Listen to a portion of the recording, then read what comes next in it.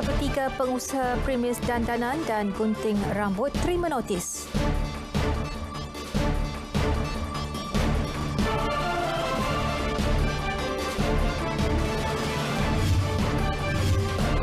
KKMM sedia laksana proses undi PRK Chini secara dalam talian.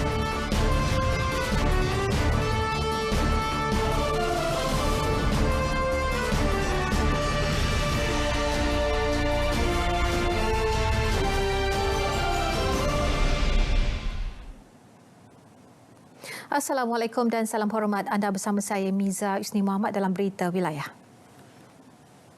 Gara-gara menaikkan harga perkhidmatan secara berlebihan, 633 notis dikeluarkan terhadap pengusaha premis dandanan dan gunting rambut sejak Perintah Kawalan Pergerakan Pemulihan PKPP dikuatkuasa. Mereka diberi tempoh 3 hingga 5 hari untuk mengemukakan surat tunjuk sebab. Timbalan Menteri Perdagangan Dalam Negeri dan Hal Ehwal Pengguna, Datuk Rosul Wahid berkata, sejak 10 Jun lalu, 693 premis telah diperiksa dan ia akan diteruskan bagi memastikan pengusaha mematuhi SOP dan menjaga hak pengguna. Itu kerana harga berbeza-beza. Maknanya katanya biasa katakan RM20, tiba-tiba naik sampai RM30. Kita tanya kenapa naik RM30. Jadi kita nak beri itu notis ini notis tunjuk sebab kenapa naik RM30. Jadi kalau dia apa yang diberi itu valid dan reliable, maka kita boleh ikut. Tapi kalau dia tak boleh beri satu justifikasi yang betul, maka kita akan minta di review balik harga tersebut. Beliau melakukan pemantauan di premis dandanan dan gunting rambut sekitar Kuala Terengganu. Miski mengakui kenaikan harga perkhidmatan gunting rambut adalah wajar seiring pematuhan SOP, namun katanya ia perlu relevan dan tidak membebankan pengguna. Baiklah saudara, sebelum kita ke berita seterusnya, kita ikuti dulu sidang media harian berhubung COVID-19 oleh Ketua Pengarah Kesihatan Datuk Dr. Nur Hisham Abdullah. Kita saksikan.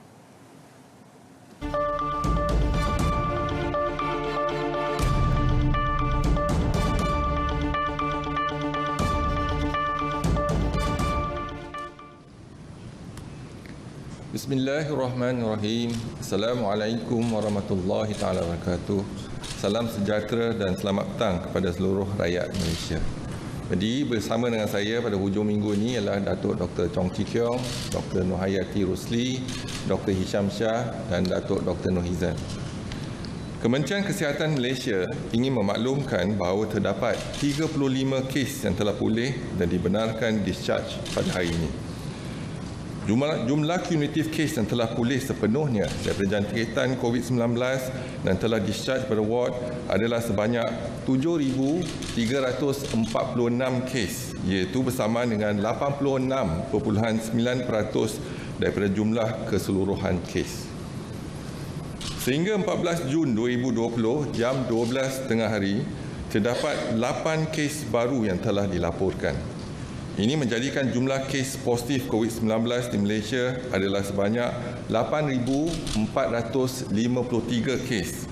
Oleh itu, jumlah kes aktif dengan kebolehjangkitan COVID-19 telah kurang daripada 1,000 kes, iaitu 986 kes, dan mereka telah diasingkan dan diberi rawatan di hospital. Ingin dimaklumkan daripada 8 kes baru yang dilaporkan hari ini, 2 kes adalah kes import yang mendapat jangkitan di luar negara, melibatkan bukan warga negara yang merupakan pemastautin tetap. Daripada 6 kes penularan dalam negara, 4 kes adalah bukan warga negara, manakala 2 kes adalah di kalangan warga negara Malaysia. Kesemua 4 kes jangkitan dalam negara di kalangan bukan warga negara adalah daripada kluster tapak pembinaan Kuala Lumpur 2. Keempat-empat kes adalah warga Bangladesh. Perincian kes penularan COVID-19 dalam negara di kalangan warga negara iaitu 2 kes adalah seperti berikut. Yang pertama, 1 kes saringan clinical case influenza-like illness di Bintulu, Sarawak, iaitu melibatkan seorang pelajar politeknik. Yang kedua, kes saringan pusat jagaan warga emas di Melaka Tengah. Sehingga kini sebanyak 4 kes positif COVID-19 sedang dirawat di unit rawatan rapi dan tiada kes yang memerlukan bantuan pernafasan. Duka cita dimaklumkan bahawa terdapat pertambahan 1 kes kematian berkaitan dengan COVID-19. Justru jumlah kumulatif kes kematian COVID-19 di Malaysia adalah sebanyak 121 kes, iaitu bersamaan dengan 1.43% daripada jumlah keseluruhan kes. Kes kematian ke-121 iaitu kes 7,468 merupakan lelaki warga negara India, orang kena tahan di depo tahanan Immigration Bukit Jalil. Beliau berumur 67 tahun dan mempunyai latar belakang penyakit kencing manis, darah tinggi, penyakit jantung dan penyakit buah pinggang. Beliau telah didapati tidak sedarkan diri di depo tahanan Immigration Bukit Jalil dan telah segera dibawa ambulans ke Hospital Chancellor Tuanku Mukhris Universiti Kebangsaan Malaysia. Beliau disahkan meninggal dunia pada 12 Jun 2020 dan saringan ujian COVID-19 didapati positif dan keputusan penuh berdasar masih dalam proses siasatan. Kementerian Kesihatan mengucapkan takziah kepada keluarga beliau. Pada hari ini, iaitu 14 Jun setiap tahun, seluruh dunia menyambut Hari Penderma Darah Sedunia. Hari ini merupakan hari yang amat bermakna bagi penderma darah, penganjur kempen derma darah dan kita semua. Peranan penderma darah dan penganjur kempen derma darah adalah amat besar. Melalui sumbangan mereka inilah ramai nyawa insan dapat diselamatkan. Secara purata, sebanyak 2,000 beg darah telah didermakan oleh rakyat Malaysia digunakan untuk membantu 1,000 pesakit setiap hari. Kementerian Kesihatan amat berbangga dan berterima kasih kepada rakyat Malaysia yang menderma dan menyumbang kepada aktiviti pendermaan darah. Kementerian juga mengalukan orang ramai agar terus tampil menderma darah serta menganjurkan kempen derma darah. Dengan itu, bagi pihak Kementerian Kesihatan Malaysia, saya ingin mengucapkan selamat Hari Penderma Darah Sedunia kepada semua penderma darah dan penganjur kempen derma darah di seluruh negara. Save blood, saves life. Give blood and make the world a healthier place. Orang awam secara amnya juga sentiasa diingatkan untuk sentiasa mengamalkan nasihat Kementerian Kesihatan yang kerap kali iaitu elakkan 3S ataupun 3C, iaitu elakkan kawasan yang sesak, crowded place, elakkan kawasan yang sempit, confined space, dan elak sembang atau bertutur dengan jarak yang dekat, close conversation. Amalkan 3W, iaitu kerap mencuci tangan dengan air dan sabun, wash. Sangat digalakkan memakai alat penutup hidung dan mulut, face mask di tempat awam atau jika bergejala, wear. Dan warn iaitu amaran daripada kementerian bagi yang lebih konsep peringatan seperti elak bersalaman dan bersentuhan, amalkan etika batuk dan bersin dengan betul, dapatkan rawatan segera jika bergejala, duduk di rumah dan elakkan kunjung mengunjung. Lakukan aktiviti disinfeksi dan pembersihan di kawasan yang kerap disentuh. Selain itu, sentiasa diingatkan kepada SOP, iaitu syarat-syarat seperti yang ditetapkan di bawah PKPP. Ialah orang yang berisiko tinggi seperti kanak-kanak, bayi, warga emas dan orang kurang upaya perlu dilindungi. Manakala individu tidak sihat dan bergejala, dikendaki segera menjalani pemeriksaan kesihatan.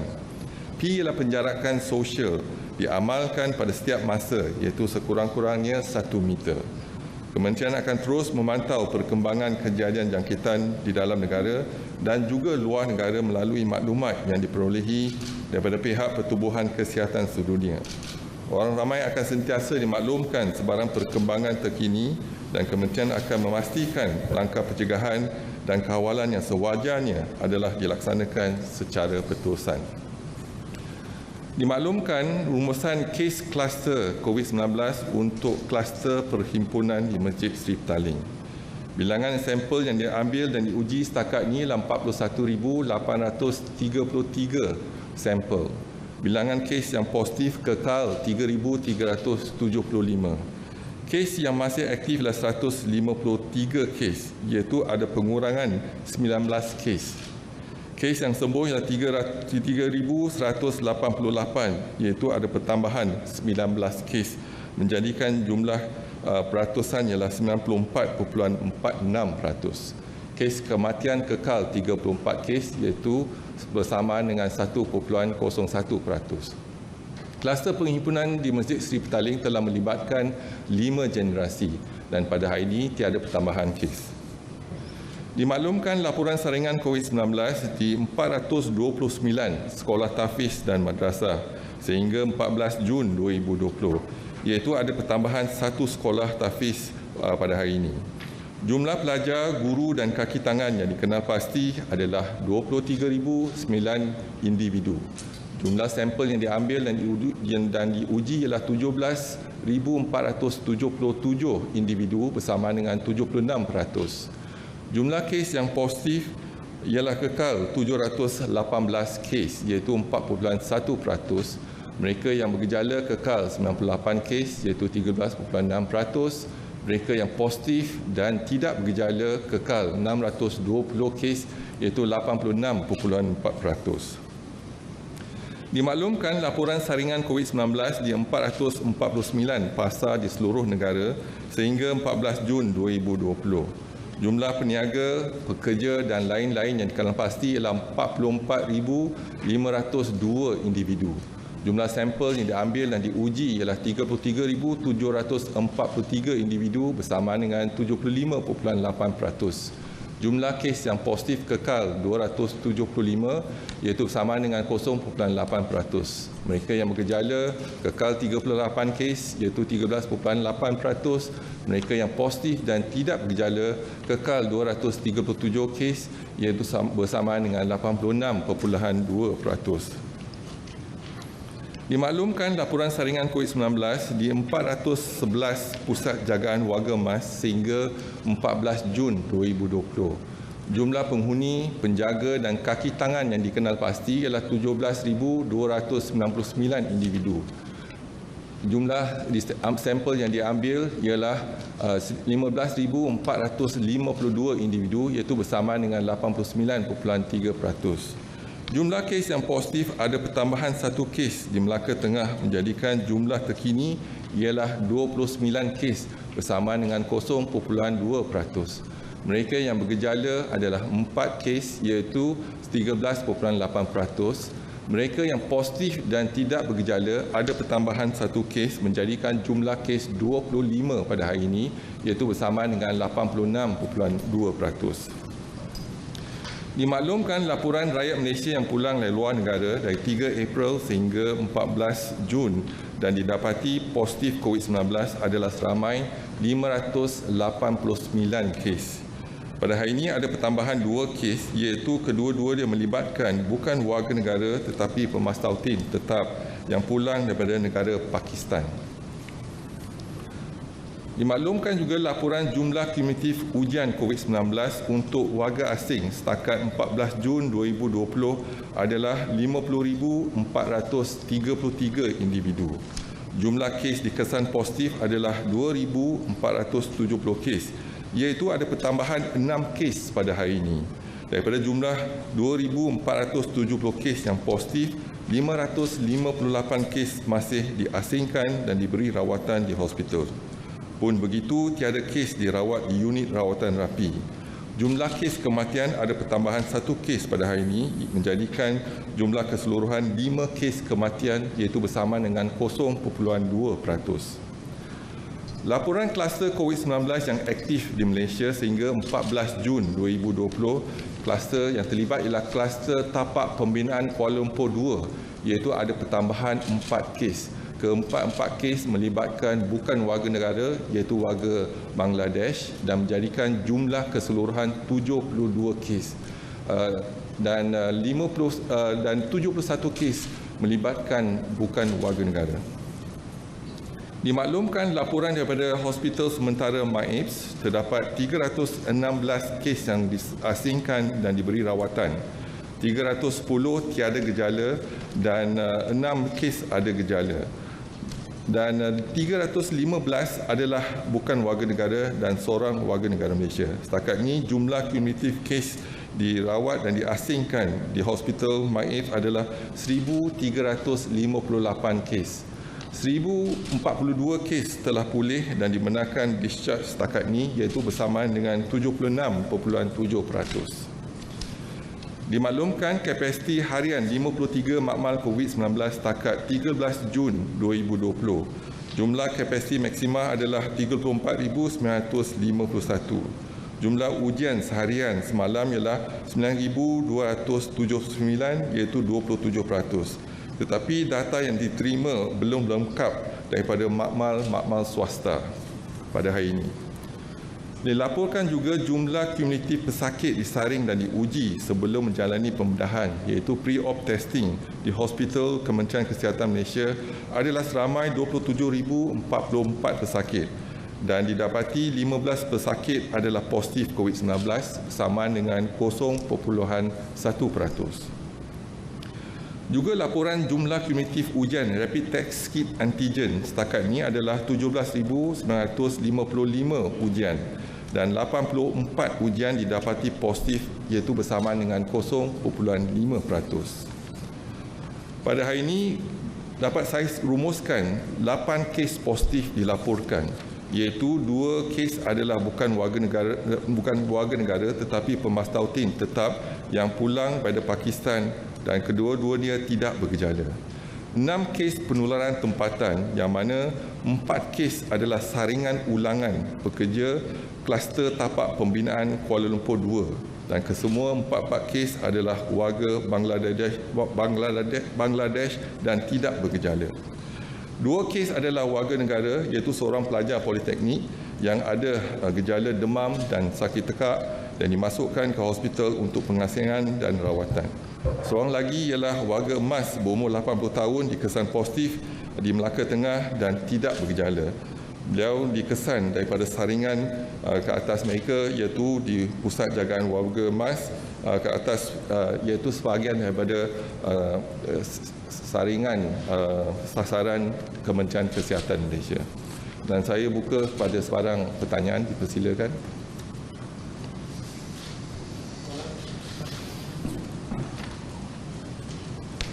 Assalamualaikum Datuk. Waalaikumsalam.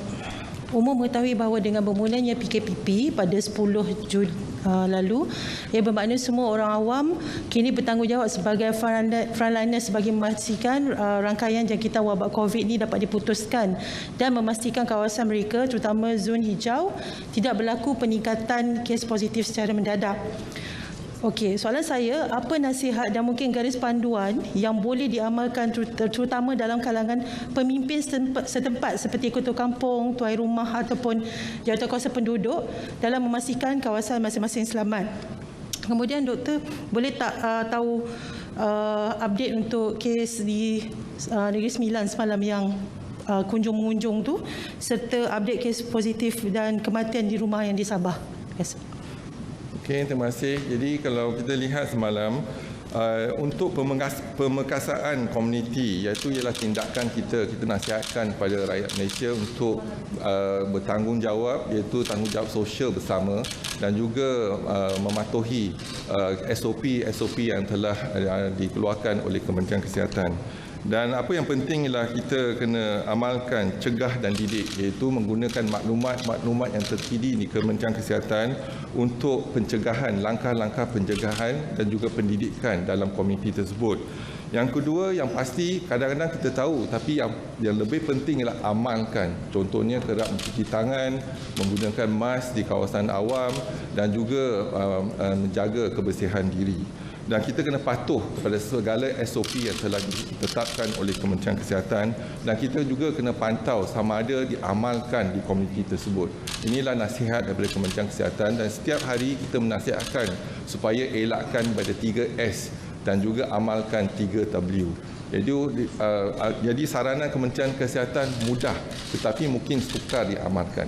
Jadi yang penting ialah budaya kita kena berubah, kita kena amalkan apa yang disarankan oleh Kementerian Kesihatan. Yang tu untuk yang soalan pertama. Yang soalan kedua iaitu melihat kepada maklumat terkini berkaitan dengan kes positif pengunjung-pengunjung. Setakat ini ada 2 kes yang kita dapati positif. Tetapi siasatan masih dijalankan iaitu mereka kes malam terdedah pada kes yang kontak positif. Jadi dalam kluster tu ada 2 kes dah sekarang ni. Tapi setakat ini tak ada kes yang tambahan yang positif lagi. Kita akan melihat pada kes tersebut. Kontak rapat kepada kes 7,756 adalah seramai 43 orang. Jadi kita masih menjalankan siasatan dan 42 setakat ini adalah negatif dan yang positif seorang itulah yang kes 8,439. Jadi kita akan kontak rapat telah pun diasingkan dan kita masih dalam menjalankan siasatan tersebut. Yang soalan ketiga ialah yang kematian semalam di Sabah yang di Sabah masih kita menjalankan siasatan dan kita memberikan masa mungkin sehari 2 lagi untuk dilengkapkan laporan sebelum dikemukakan kepada Kementerian Kesihatan.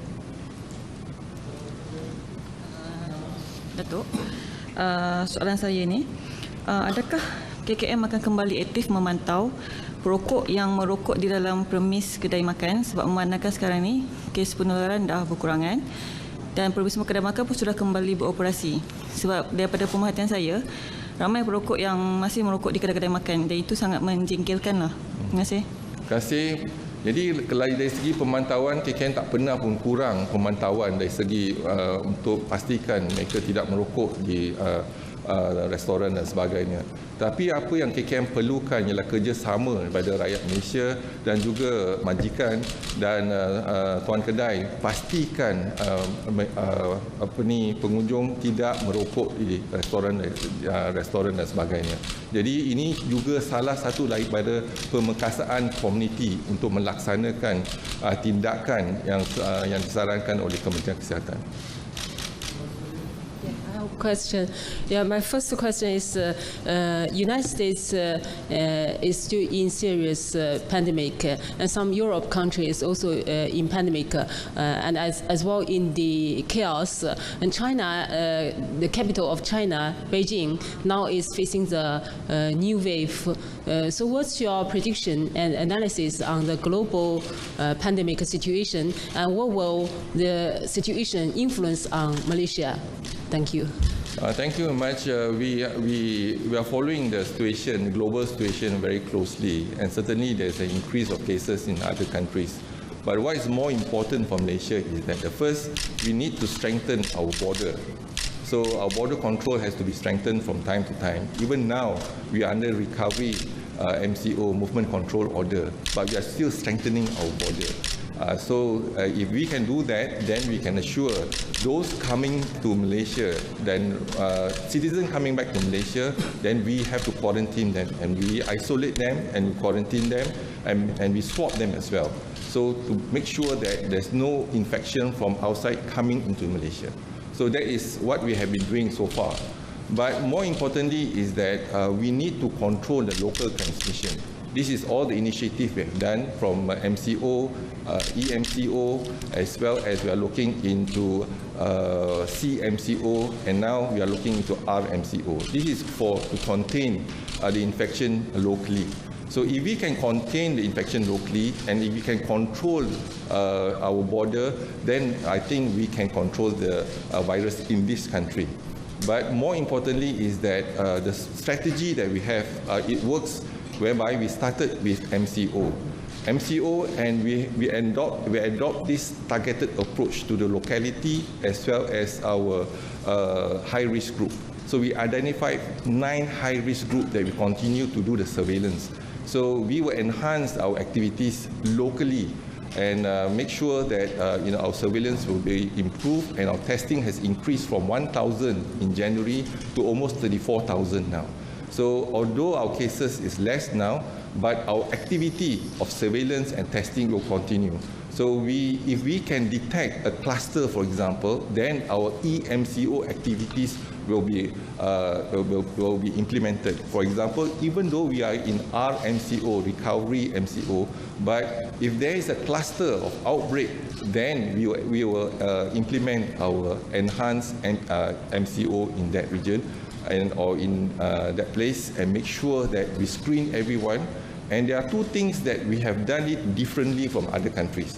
Number one is that when we identify someone positive, whether it's asymptomatic or mild symptom, we will isolate them and treat them in our hospital. If they are asymptomatic, we also will isolate them in our hospital.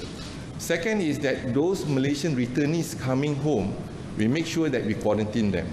In the past, we started with quarantine at home, then we have a compulsory quarantine in our quarantine center. Now we are going back at home again, but it's still compulsory quarantine for 14 days. Then we will do the swab day 1 and day 13. And if they are positive, we will isolate them. If not, after the 13th day, then we will issue them a certificate that they are free back to the community. But how about the food safety, especially the imported fresh food? Because in China's Beijing second wave, it is estimated maybe some fresh fish food has some problems. So far, we have no issue with fish because when we cook our food, then the virus probably, we have not heard of a transmission from the virus from the food. So because we cook our food. So the heat itself will kill the virus. So I think we have no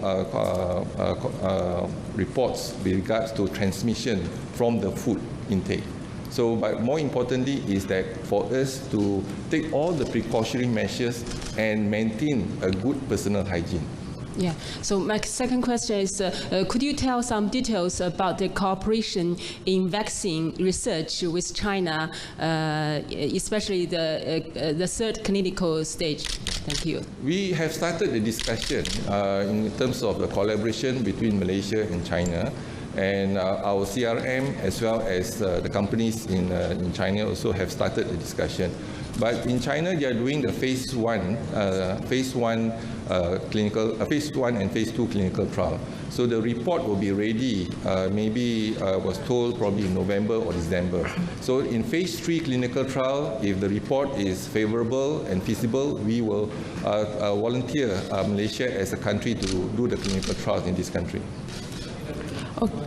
Dr. DG, we understand that those Malaysians come back from overseas, they are quarantined at home, and Dr. has advised that they have to stay in confined room, not coming out exposed to family members. But would KKM consider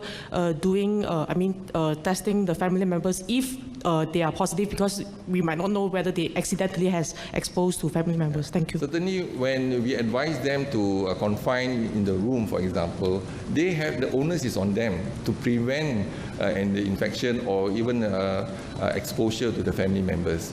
So if they are positive, for example, from our screening, or during the 14 days period, if they have fever and symptoms, then they call us, we will do the testing as well. Not necessarily the 13th day. So our basic requirement is the day 1 and day 13. But in between, if they have symptoms, they can call us and then we come over and we do the test. If they are positive, then the whole family will swab them as well. So this is a part of our exercise, and also we will make sure that they will be isolated in the hospital if they are positive. But today they are negative.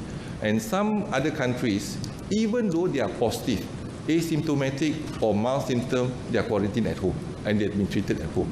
But here in Malaysia, they are positive, we will quarantine them in our hospital even though they have no symptoms. So that is the difference that we observe, what we do here differently from other countries.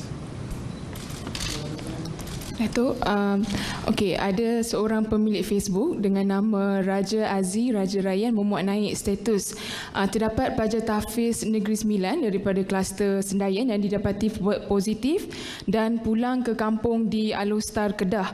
Dan pemilik Facebook ini juga berkongsi bahawa pesakit ini dimasukkan ke Hospital Sultanah Bahia dan sebelum ini telah pergi sembahyang Jumaat di sebuah masjid. Jadi sejauh manakah kesahihan maklumat yang dikongsikan ini dan ada apa-apa maklumat terkini daripada JKN Kedah? Terima kasih. Masih kalau kita lihat kepada pelajar tahfiz, jadi kita dah kenal pasti sekolah-sekolah tahfiz iaitu lebih kurang 120 sekolah tahfiz dan kita bekerjasama dengan PDRM dan kita pelajar-pelajar tersebut telah pun didaftarkan. Jadi kita menjalankan kontak ataupun kontak tracing kepada mereka. Dan ketika MCO, mereka telah pun pulang pada rumah masing-masing. Jadi sampai hari ini pun kita ada nama, kita tahu di mana mereka, kita akan menjalankan contact tracing. Dan sekolah tahfiz ataupun pelajar tahfiz adalah salah satu kumpulan sasaran daripada yang kita telah kenal pasti dan kita akan menjalankan saringan untuk mereka. Dan yang pasti bukan kita nak stigmakan mereka, tetapi nak pastikan yang mereka tu tak ada virus tersebut. Ini adalah kerana kita dapati 120 pusat ataupun sekolah tahfiz telah dikunjungi oleh jemaah tabligh lebih pada 5 kali ke pusat tersebut. Jadi yang kita kena pasti ialah pelajar-pelajar tersebut dan kita menjalankan saringan dan setakat ini kita dapati saringan kita telah membawa kepada 4.1% kadar jangkitan positif di kalangan mereka. Kalau kita lihat pada keseluruhannya, jangkitan kita sekarang ini hanya 1.3%. Iaitu setakat hari ini kita ada 8,453 kes yang positif.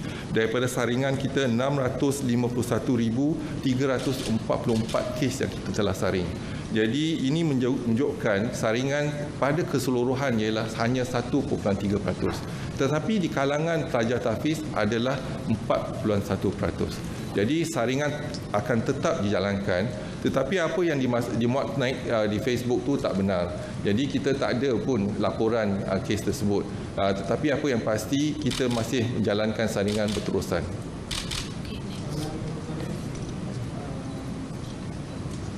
Assalamualaikum Datuk. Untuk kes kematian yang terbaru ni, berapa ramai kontak rapat ataupun yang terdedah kepada mangsa? Jadi kita sekarang ni hanya dalam siasatan kita. Jadi kita akan lihat kepada kes ataupun OKT yang lain yang ditahan bersama dalam satu sel. Jadi mereka akan diasingkan dan akan dijalankan proses untuk kita mengenal pasti sama ada yang lain terdedah ke tidak. Ini siasatan sedang dijalankan. Jadi sama ada jangkitan ataupun ada jangkitan lain daripada COVID-19 kita pun tak pasti. Yang pasti dia ada penyakit comorbidity. Itu macam kita bincangkan dulu, kalau seseorang tu COVID positif tetapi dia meninggal dunia sebab dia gantung diri contohnya. Jadi sebab kematian gantung diri ke ataupun COVID.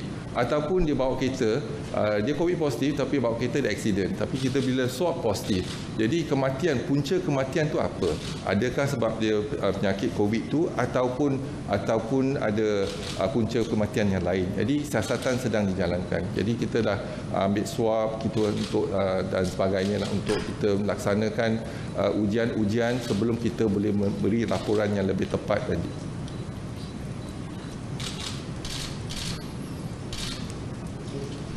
Okey, kalau tak ada soalan lagi, saya ucapkan terima kasih kepada semua yang hadir pada petang ini. Sekian, wabillahi taufiq wa hidayah. Assalamualaikum warahmatullahi wabarakatuh.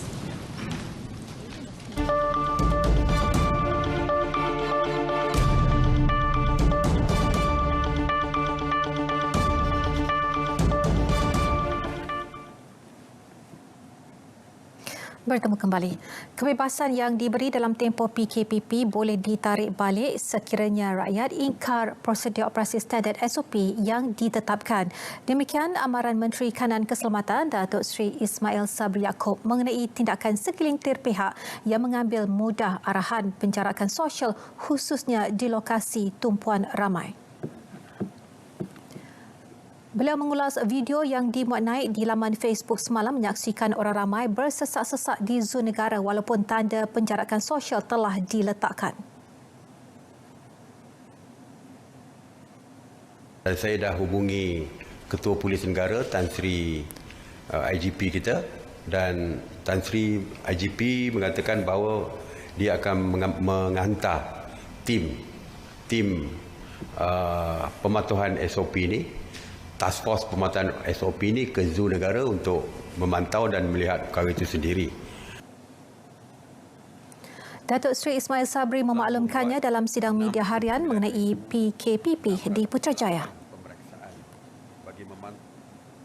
Kementerian Komunikasi dan Multimedia bersedia melaksanakan pengundian secara dalam talian yang bakal dicadang dilaksanakan pada Pilihan Raya Kecil PRK Dewan Undangan Negeri Dun Chini Pahang 4 Julai depan. Cadangan oleh Suruhanjaya Pilihan Raya SPR kepada Majlis Keselamatan Negara MKN itu bagi mengekang penularan COVID-19. Menteri Komunikasi dan Multimedia Datuk Saifuddin Abdullah berkata SOP khas yang dicadang itu boleh menjadi asas reformasi sistem pilihan raya pada masa akan datang. Tambah beliau, panduan yang dilihat lebih teratur, bersih dan sihat itu mampu diterap dalam suasana norma baharu negara. Tidak perlu sebahagian daripada kempen pilihan raya yang sejak zaman merdeka tu, ya, tapi beralih ke cara kempen yang lebih sesuai dengan zaman sekarang, menggunakan media sosial,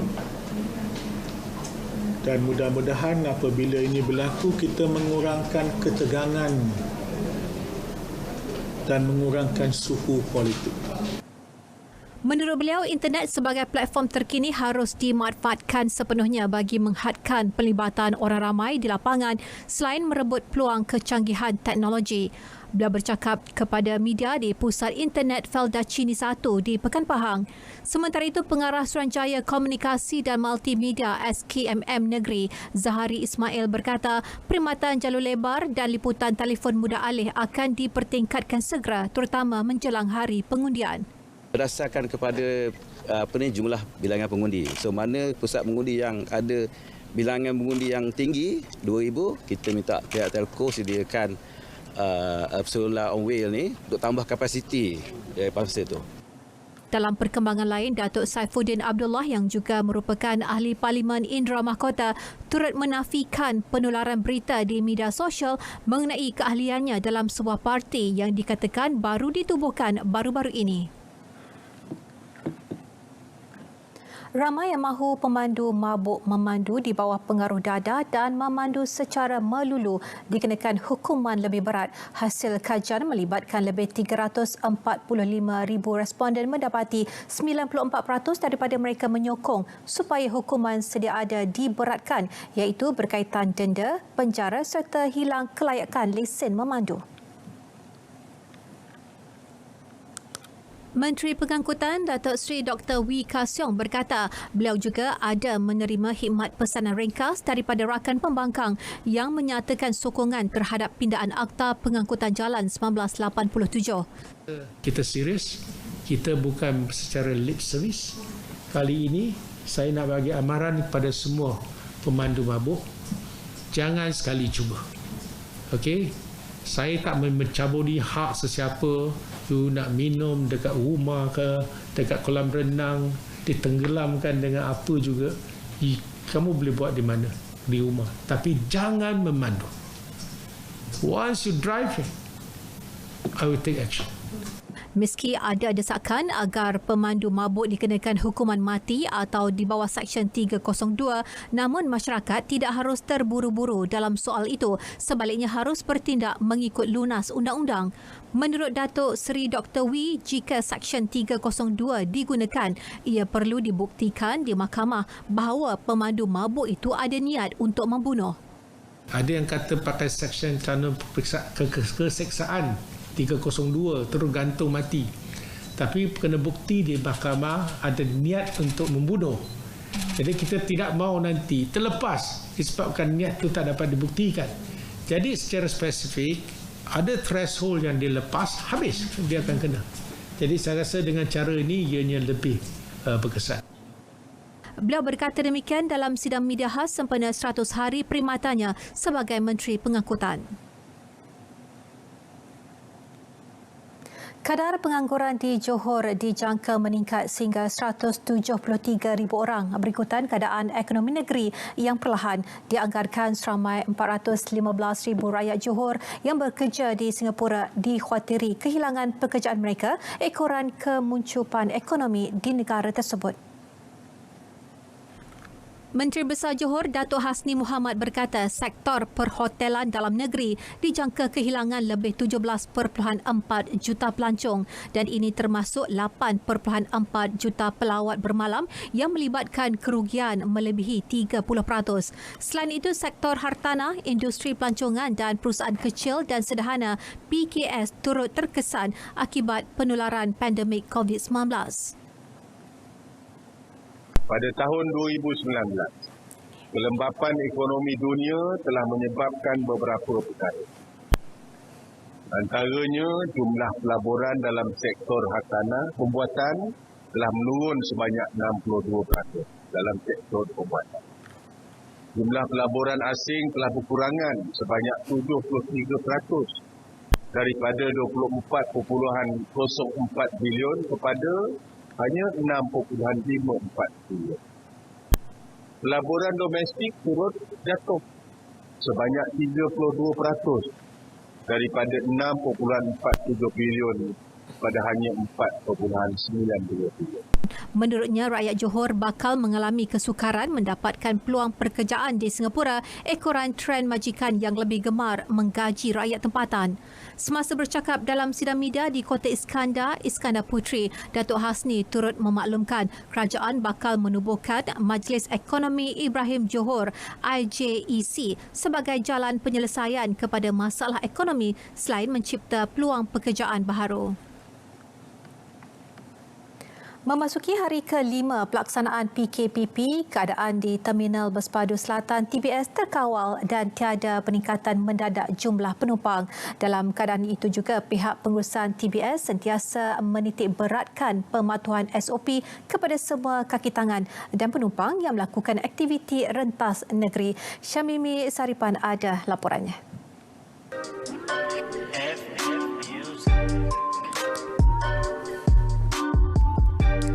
Kebiasaannya, keadaan di TBS pada cuti hujung minggu sesak dipenuhi penumpang dan pengunjung. Namun, tinjauan hari ini mendapati keadaan sebaliknya. Rata-rata mereka mematuhi SOP yang ditetapkan seperti menjaga jarak sosial dan memakai pelitup muka. Kalau macam kita boleh tengok tempat duduk semua kan, macam dia dah tandakan pangkah so that macam kita tak duduk berdekatan, and then kemudian macam tadi dekat laluan masuk pun dia dah ada macam kita check temperature semua. Okay, bagi saya rasa kalau inisiatif daripada pengguna sendiri, kena paling penting ialah keluar tu kena pakai mask lah. Sebab yalah, itu rasa itu yang paling penting lah. And then semua kena ikutlah semua SOP yang telah kerajaan dan contoh macam TBS sendiri dah jalan. Macam kita pengguna ni, untuk keselamatan kita seperti yang disarankan oleh kementerian, kita ikut saja untuk kita punya ni lah, supaya langkah berjaga-jaga kan, supaya benda ni tak terus jadi semakin teruk kan. So kita pun dah semakin pulih kan. So rasanya tak ada masalah kot kalau kita ikut peraturan tu. Kita jangan ambil mudah tentang penyakit ni yang berlaku seluruh dunia. Ini not only in Malaysia, seluruh dunia. So penting kita ingat nyawa kita, nyawa keluarga kita. Kita ikut arahan-arahan Majlis Keselamatan Negara dan juga arahan daripada kerajaan Malaysia untuk kebaikan semua rakyat Malaysia. Dalam pada itu, TBS turut membuka semula kemudahan fasiliti kepada pengunjung seperti tandas, kedai serba neka, tempat makan dan ruangan solat. Sememangnya, kita perlu beralih dari fasa PKP ke PKPP. Namun, meneruskan kehidupan dengan normal baharu iaitu menjaga kebersihan dan keselamatan diri daripada terdedah dengan jangkitan COVID-19. Setiap hari, Abah, Pak Long, Pak Angah dah berpesan kepada kita supaya sentiasa patuh kepada SOP keselamatan dan kesihatan sebagaimana yang diperkenalkan oleh Kementerian Kesihatan dan juga Majlis Keselamatan Negara. Selamat pulang ke kampung dan selamat merentas negeri. Syamil Saripan, RTM.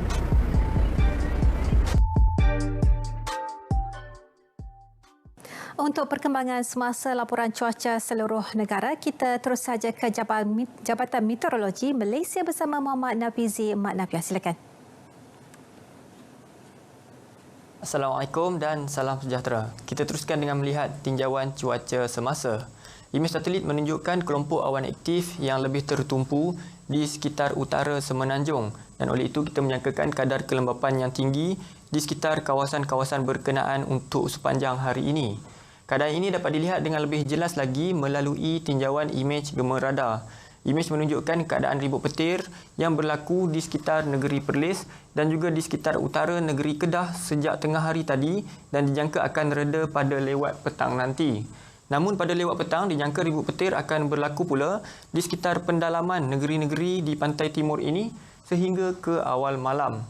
Manakala tinjauan cuaca untuk negeri Sabah dan Sarawak pula menunjukkan keadaan cuaca yang cerah di hampir kesemua bahagian untuk kedua-dua negeri berkenaan pada hari ini. Ribut petir hanya berlaku di sekitar bahagian pantai barat dan juga di pendalaman Sabah, juga di sekitar bahagian Limbang dan juga di sekitar bahagian pendalaman Kapit untuk negeri Sarawak sehingga ke malam nanti. Kita teruskan lagi dengan tinjauan arah angin di sekitar perairan negara. Angin dilihat bergerak dengan kelajuan yang sederhana dari arah yang pelbagai iaitu sekitar 20 sehingga 30 km sejam. Oleh itu, jabatan kami tidak mengeluarkan sebarang amaran angin kencang dan laut bergelora dalam waktu yang terdekat ini. Sekian dahulu info cuaca. Dapatkan maklumat cuaca yang lebih terperinci di laman sesawang kami www.met.gov.my atau boleh juga memuat turun aplikasi My Cuaca di telefon bimbit anda. Assalamualaikum dan salam sejahtera. Baik, terima kasih Nafizi dari Malaysia. Dan saudara, lintas langsung negeri-negeri hari ini kita mulakan dengan Johor di mana Johor berkongsi cerita pengalaman bekas pesakit COVID-19, galakkan penanaman nanas dan harapan pengusaha industri kecil sederhana yang terkesan akibat Perintah Kawalan Pergerakan PKP. Jadi kita terus saja bersama Anas Maknor di sana. Silakan Anas.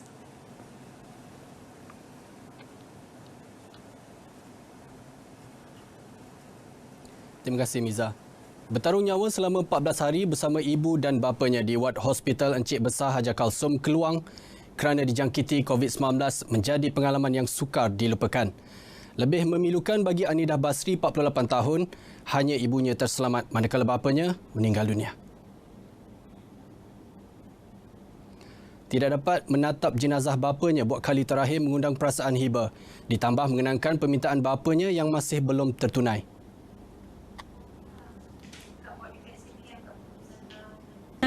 Raya tahun ni memang amat menyedihkan lah. Bukan saja kita tak boleh kunjung-kunjung, tapi saya kehilangan orang yang tersayang lah. Kadang kalau setiap hari raya pertama tu kita akan kumpul di rumah orang tua. Ayah saya ada, adik-adik saya yang jauh semua datang kan. Tapi kali ini memang sangat berbeza. Anidah yang kini sudah disahkan bebas COVID-19 dan kini memulakan kerja seperti biasa di agensi insurannya, masih trauma dengan kejadian tersebut dan sentiasa meningkatkan keselamatan diri sebagai langkah berjaga-jaga. Mengamalkan penjarakan sosial, memeriksa suhu badan, menggunakan topeng muka serta cecair pembasmi kuman adalah normal baharu yang diteruskan Anidah. Kesannya bukan sahaja dirasai keluarga Anidah, malah penduduk di kampung Datuk Ibrahim Majid Simpang Renggam juga diselubungi kebimbangan terhadap penularan wabak berkenaan. COVID-19 mengakibatkan 4 penduduk kampung tersebut meninggal dunia. Pelaksanaan Perintah Kawalan Pergerakan sejak 18 Mac lalu memberi kesan langsung kepada pengusaha industri kecil sederhana IKS. Bagi pengusaha sambal garing di Felda Air Tawar 1 Kota Tinggi, Nordiana Yusof, tempoh sukar itu bagaimanapun dapat diharungi dengan menukar model bisnes kepada pembelian dalam talian. Keuntungan diraih tidak besar tapi cara pemasaran berkesan dengan memasarkan produk makanannya melalui kios-kios di stesen minyak dan penghantaran melalui pos berjaya mengembalikan punca mata pencariannya. Malah hasil kaedah pemasaran yang meluas, produk sambal garingnya berjaya menembusi pasaran Sabah dan Sarawak serta Singapura. Bila dia dikatakan PKP ni, saya pun stop dalam masa seminggu. Lepas tu tengok keadaan bawang pun sekarang dah makin, harga dah turun. Kita pun stop, kita tambah lagi lah. Sebelum ni harga bawang kan melambung, jadi saya proses pengeluaran produk tu slowkan sikit. Kini beliau bersama 5 pekerjanya sedang merangka strategi untuk meluaskan lagi kawasan pasaran produk mereka.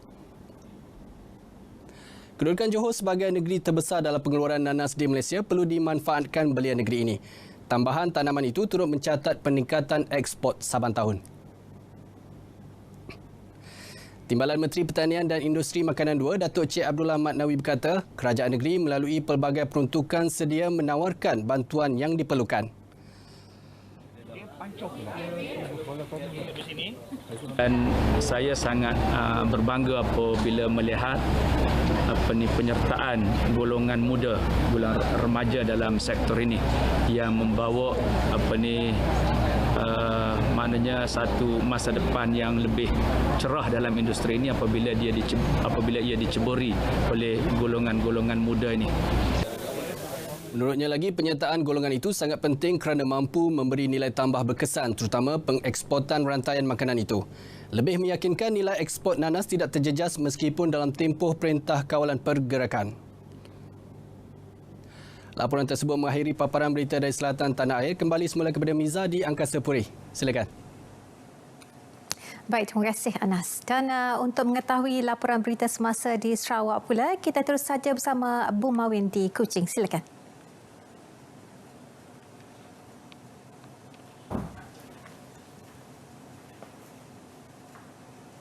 Terima kasih Miza di Angkasa Puri. Salam sejahtera dan salam hormat. Kementerian Pembangunan Usahawan dan Koperasi MEDEK sedang meneliti semula definisi aktif dan tidak aktif bagi sesebuah koperasi. Ketua Setiausaha Kementerian berkenaan, Datuk Seri Muhammad Mentek berkata, ia merupakan antara perkara yang diambil kira di bawah pelan transformasi koperasi di Malaysia yang sedang dilaksanakan oleh MEDEK. Datuk Seri Muhammad Mentek menjelaskan ini kerana terdapat sesetengah koperasi yang hanya sekadar menerima yuran keahlian namun tidak melakukan sebarang program atau aktiviti untuk manfaat para ahli. Sehubungan itu, Suruhanjaya Koperasi Malaysia SKM telah diarah untuk melakukan proses pemutihan koperasi yang aktif, tidak aktif dan dorman dalam usaha memastikan koperasi yang ditubuhkan berkualiti. Ia juga memastikan sesebuah koperasi yang ditubuhkan bukan sekadar nama tetapi bergiat lebih aktif dan berupaya memberi manfaat kepada ahli sekaligus menarik lebih banyak keahlian. Datuk Seri Muhammad turut mendedahkan daripada 14,624 buah koperasi di seluruh negara, kira-kira 3,200 buah koperasi dikesan tidak aktif setakat ini. Menyentuh mengenai koperasi yang gulung tika, Datuk Seri Muhammad memberitahu lebih 1,000 buah koperasi telah ditutup dengan 125 adalah di Sarawak. Beliau menyatakan demikian pada sesi soal jawab bersempena lawatan rasmi beliau ke Koperasi Koperkasa Sarawak Berhad di Kuching. Dalam pada itu, Datuk Seri Muhammad mahu usaha mempromosi sesebuah koperasi dipergiat bagi mempertingkat pengetahuan orang ramai mengenai faedah dan peranannya. Katanya, SKM akan diarah untuk memperhebat promosi berkaitan faedah dan manfaat penyertaan individu dalam sesebuah koperasi. Projek pembinaan jalan sepanjang 225 km dari Bawang Obor Limbang sehingga Baram di Miri bakal memberi manfaat kepada penduduk sekitar dengan menikmati akses jalan darat secara terus tanpa melalui negara Brunei Darussalam. Menurut Timbalan Menteri Pengangkutan Hasbi Habibullah, fasa pertama projek iaitu dari Bawang Obor ke Tanah Merah menuju ke Gunung Buda sedang giat dilaksanakan sejak tahun lepas. Ini jalan alternatif. Bagi kita ini adalah jalan, bukan hanya ini kebetulan masa Covid timbullah cerita alternatif yang sebenarnya itu bukannya alternatif. Sebelum ada Covid pun kita dah start kerja ini. Masa tu ianya bukan disebut sebagai jalan alternatif tetapi adalah jalan untuk menuju kepada kawasan Buda, Mulu untuk pelancongan dan sebagainya. Dan kita pun memang berhasrat untuk menyambungkannya ke sebelah Miri. menyambung daripada Merudi. Dan ini sudah dilaksanakan sebenarnya pada masa ini. Hasbi yang juga ahli Parlimen Limbang memberitahu setakat ini hanya kawasan dari Gunung Buda ke Gunung Mulu belum ada jalan. Kawasan yang hanya lagi belum ada perancangan itu yang linking dia adalah di bukit Gunung Buda dan Gunung Mulu. Lebih kurang 30 km. Ini saja yang missing. Ini untuk melimpasi, kita kena ingat Gunung Buda, InsyaAllah Gunung Mulu sudah adalah heritage dunia, UNESCO World Heritage. Tidak kita nak sembarangan buat jalan di sana. Jelasnya impak pembinaan jalan tersebut berupaya merancangkan sektor pelancongan domestik di sepanjang kawasan laluan pada masa sama memudahkan pergerakan rakyat. Beliau bercakap demikian dalam sidang media selepas menghadiri taklimat dan mesyuarat projek-projek pembangunan di bahagian Limbang. Dalam perkembangan lain, Hasbi berkata kerajaan negeri akan memperincikan keperluan penduduk di utara negeri ini terutama Limbang dan Lawas dalam isu rentas sempadan bersama kerajaan Brunei dalam masa terdekat. Pada masa sama, beliau memberi penghargaan kepada kerajaan Brunei atas kerjasama yang padu membabitkan rentas sempadan ketika COVID-19. Perkembangan COVID-19 di Sarawak hari ini menyaksikan satu lagi kes baru positif telah dikesan dari daerah Bintulu. Ia sekaligus menjadikan jumlah keseluruhan kes positif di negeri ini sebanyak 557 kes. Jawatan Kuasa Pengurusan Bencana Negeri JPBN Sarawak dalam kenyataan memaklumkan kes positif hari ini merupakan seorang penuntut dari sebuah institut pengajian awam di Mukah. Justeru JPBN sedang mengesan semua kontak rapat kepada kes di bahagian Bintulu. Turut dimaklumkan tiada kes baharu yang sembuh dan discharge dari hospital. Ini menjadikan jumlah keseluruhan kes positif COVID-19 yang telah sembuh dan discharge kekal seramai 533 orang atau 95.69%. Seramai 19 pesakit dalam siasatan baru dilaporkan dan 24 kes masih menunggu keputusan makmal. Hari ini juga daerah Bintulu telah bertukar status hijau kepada status kuning setelah satu kes baru dilaporkan di daerah tersebut. Ini menjadikan jumlah daerah berstatus kuning sebanyak 4 buah manakala 36 buah daerah berstatus hijau. Tabung Darah Hospital Umum Sarawak akan terus mempertingkat pematuhan mengikut prosedur operasi standard SOP yang ditetapkan dalam program derma darah sepanjang berdepan pandemik COVID-19. Pakar Perubatan Transfusi Tabung Darah HUS, Dr. Wong Yi Shen memaklumkan antara yang dititipberatkan ialah memastikan tempat atau lokasi penganjuran program derma darah mempunyai kawasan yang luas untuk membolehkan penjarakan fizikal dipatuhi. Jelas Dr. Wong, masyarakat tidak perlu risau untuk menderma darah kerana pihaknya memastikan peralatan yang digunakan penderma adalah peralatan pakai buang serta disanitasi. SOP yang kita gunakan masih sama masa PKP. Kita akan memastikan sebelum penderma darah memasuki ke tempat derma darah untuk cek dia punya suhu badan. Lepas tu kita akan menanyakan soalan-soalan yang sepatutnya lah untuk memastikan pesakit-pesakit ini tidak ada risiko untuk COVID-19. Lepas tu penderma darah ni dia akan menderma darah dan kerusi penderma darah kita akan memastikan dia bersih untuk semua penderma darah setiap kali mereka menderma darah. Beliau menyatakan demikian dalam siaran langsung Cerita Pagi Sarawak menerusi saluran berita RTM di My Freeview saluran 123 dari Dewan Majlis Penaraya Kuching Selatan MBKS pagi tadi. Sementara itu, bersempena Hari Penderma Darah Sedunia hari ini, salah seorang penderma darah yang ditemui berkata ia merupakan kali ke-98 beliau menyertai program derma darah. Berasa bangga dan gembira kerana boleh membantu masyarakat. Program derma darah yang diadakan bermula pukul 8 pagi hingga 4 petang ini merupakan anjuran kerjasama Tabung Darah HUS, MBKS dan Persatuan Bulan Sabit Merah. Baik saudara, setakat ini dahulu berita dari Sarawak. Kita kembali bersama Miza di Angkasa Puri. Silakan Miza. Baik, terima kasih Bu Mawen dan seterusnya kita bersama Muhammad Dia Sahlan di Sabah untuk perkembangan berita di sana. Silakan.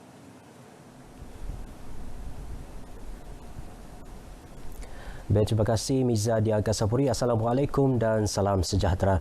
Punca jangkitan kedua-dua kes baru positif COVID-19 yang direkodkan di Sabah semalam termasuk satu kes kematian masih dalam siasatan pejabat kesihatan kawasan Kota Kinabalu dan Penampang. Kes terbaru itu dikategorikan sebagai kes tempatan dan menjadikan jumlah keseluruhan COVID-19 di Sabah 358 kes.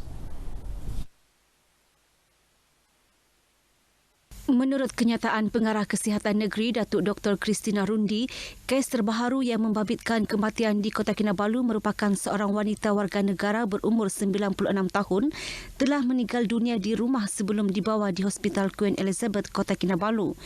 Manakala kes terbaru di Penampang merupakan seorang wanita bukan warga negara yang dikesan semasa aktiviti saringan bersasar. Datuk Dr. Christina juga memaklumkan seramai 10 orang masih dirawat di 6 hospital berpakar di seluruh negeri dan jumlah pesakit sembuh 341 orang. Sementara 493 orang masih berada di 24 pusat kuarantin dan 2,705 orang menjalani kuarantin di rumah. Jabatan Kesihatan Negeri Sabah sekali lagi menegaskan setiap individu yang diarah kuarantin perlu melaksanakan perintah itu dengan penuh tanggungjawab. Seramai 109 warga emas berumur 60 tahun dan ke atas menjalani saringan bersasar COVID-19 di Masjid An-Nur, Kampung Pasir Putih, Tawau bermula minggu lepas hingga semalam. Minggu lepas, seramai 43 warga emas menjalani saringan itu dengan keputusan negatif. Selebihnya 66 warga emas yang menjalani saringan itu pagi semalam dijangka mendapat hasil ujian mereka minggu ini.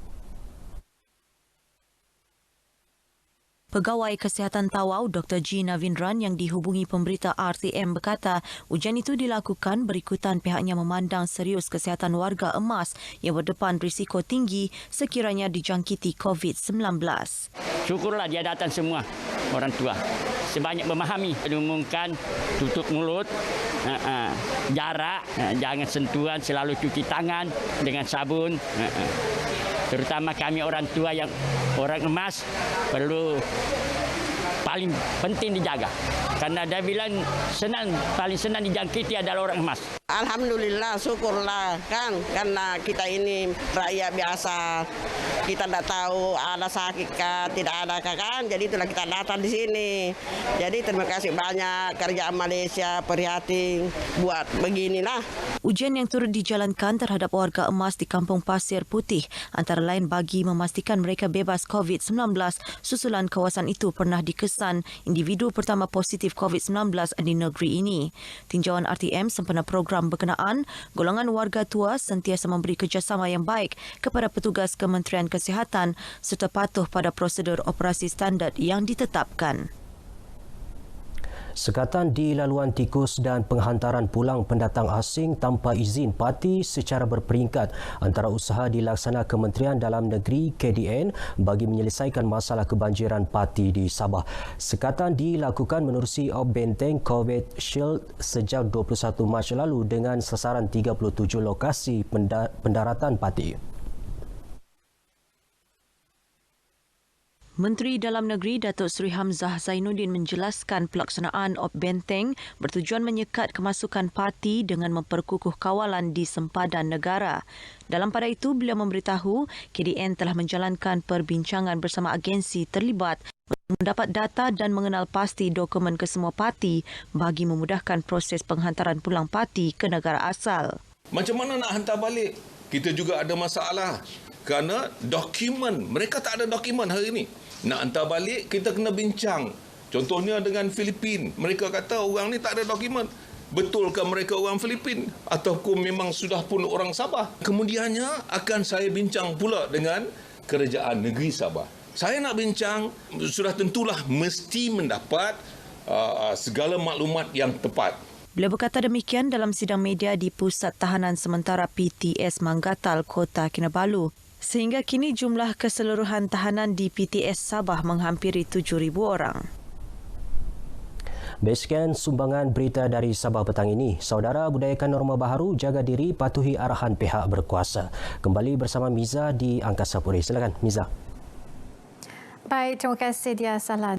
Bertemu kembali. Reaksi industri pelancongan di Terengganu ekoran insentif bencana serta usaha menjaga kebajikan orang asli antara paparan menarik dari Terengganu. Jadi kita terus saja bersama rakan setugas Muhammad Rashidi Muhammad Isa. Silakan.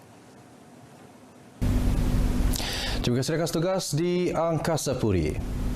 Susulan pengumuman Perdana Menteri Tan Sri Muhyiddin Yassin berkaitan Pelan Jana Semula Ekonomi Negara, penjana jangka pendek, sederhana dan menyeluruh. Pelan yang bertujuan memulihkan ekonomi tempoh Perintah Kawalan Pergerakan PKP berakhir disambut dengan penuh rasa syukur oleh usahawan di Terengganu. Kumpulan usahawan mendapat kesan ketara apabila terpaksa menanggung pelbagai kos seperti upah pekerja dan sewa kedai pada masa sama hilang punca pendapatan. Inisiatif di bawah penjana ini memberi mereka. Terima kasih rakan setugas di Angkasa Puri. Susulan pengumuman Perdana Menteri Tan Sri Muhyiddin Yassin berkaitan Pelan Jana Semula Ekonomi Negara, penjana jangka pendek, sederhana dan menyeluruh. Pelan yang bertujuan memulihkan ekonomi tempoh Perintah Kawalan Pergerakan PKP berakhir disambut dengan penuh rasa syukur oleh usahawan di Terengganu. Kumpulan usahawan mendapat kesan ketara apabila terpaksa menanggung pelbagai kos seperti upah pekerja dan sewa kedai pada masa sama hilang punca pendapatan. Inisiatif di bawah penjana ini memberi mereka sinar baharu untuk memulakan kembali aktiviti perniagaan dan memulihkan peningkatan kadar pengangguran. Bila ada pemulihan ni, sekurang-kurangnya walaupun catering tak bergerak, tapi orang datang, orang boleh makan ke restoran. Bila orang boleh makan restoran, situ adalah punca pendapatan kami. Jadi tidaklah terlalu terdesak sangat. Memang syukur sangatlah. Kerajaan tolong tu memang, ya Allah, kita panggil apa? Abah kan? Abah tolong tu memang suka sangatlah kita. Tak dia orang punya suhu, nama dan nombor telefon. Kita guna QR code. Dan kita boleh terima lebih terima online booking lah daripada walk-in. Tu ada kemudahan tu saya dapat. Macam bayaran marah, kereta pun okey, alhamdulillah tu atas inisiatif kerajaan bagus untuk kita berniaga pun memang income tak ada. Jadi sekarang ni buat masa tu kita pun agensi kerajaan banyak yang tolong kita. Dengan pedas sama, marah, dibagi beberapa keso. Jadi sedapat ya, kita teruskan perniagaan balik. Dengan baturan baru ni pun saya dapat ni mungkin 15 bulan ni kot, yang 3,000 tu alhamdulillah. Persatuan mengharapkan supaya dipercepatkan sebab usahawan-usahawan yang terlibat dengan permasalahan ni saya rasa agak teruk. Bila dia orang tak ada berniaga, seolah makan minum dia orang pun terjejah. Jadi sebolehnya dipercepatkanlah semua bantuan-bantuan tu. Tambahan pembinaan kediaman bagi masyarakat orang asli di Kampung Sungai Beruah, Hulu Terengganu bakal diusulkan dalam Majlis Mesyuarat Kerajaan Negeri tidak lama lagi. Cadangan pembinaan 24 buah unit kediaman itu dianggar melibatkan peruntukan lebih RM60,000 seunit. Menurut Pengerusi Jawatankuasa Kebajikan, Pembangunan Wanita dan Keluarga serta Perpaduan Nasional Negeri Hanafi Ahmad, jika mendapat sokongan, cadangan tersebut akan diusulkan kepada Menteri Besar Datuk Seri Dr. Ahmad Samsuri Mohtar.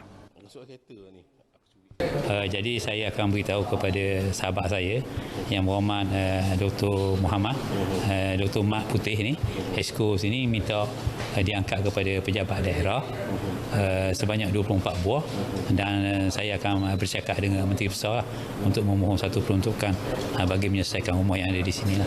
InsyaAllah.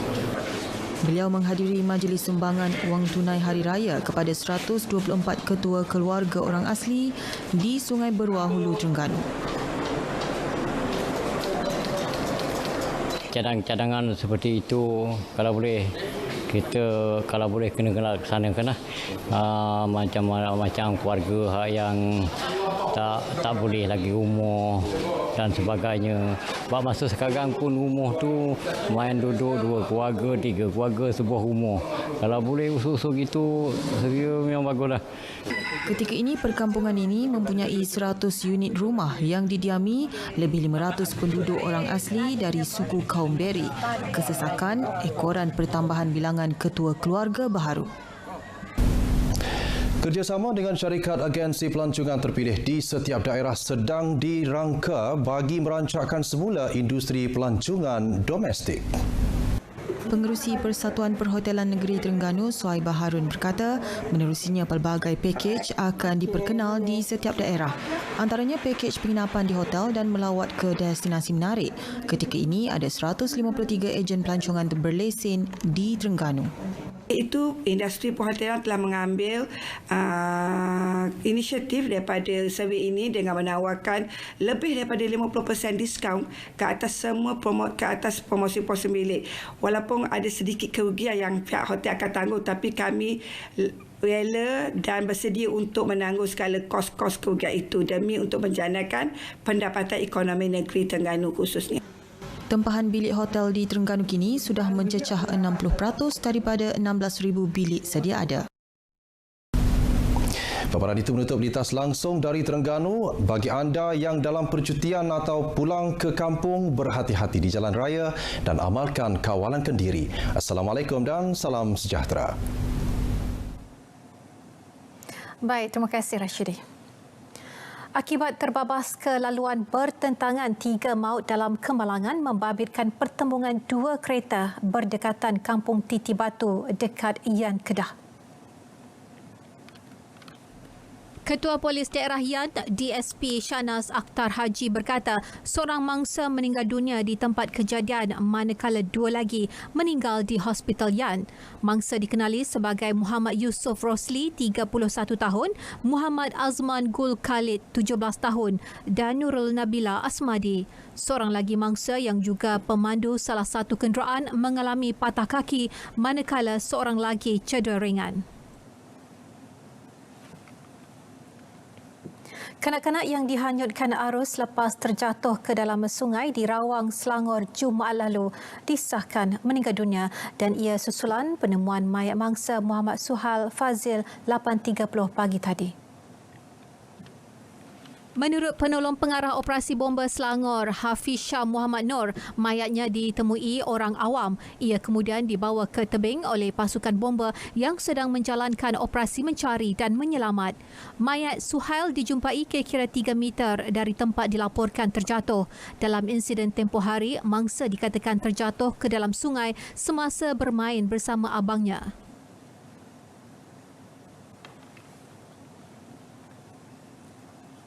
Di Sibu, mayat lelaki yang dilaporkan terlibat dalam kejadian bot karam di muara pantai Balawai malam tadi ditemukan. Pengarah Agensi Penguatkuasaan Maritim Malaysia Sarawak, Laksamana Pertama Maritim Robert T. Giok Huan berkata mayat ditemukan terdampar di pantai tersebut kira-kira pukul 6.44 pagi.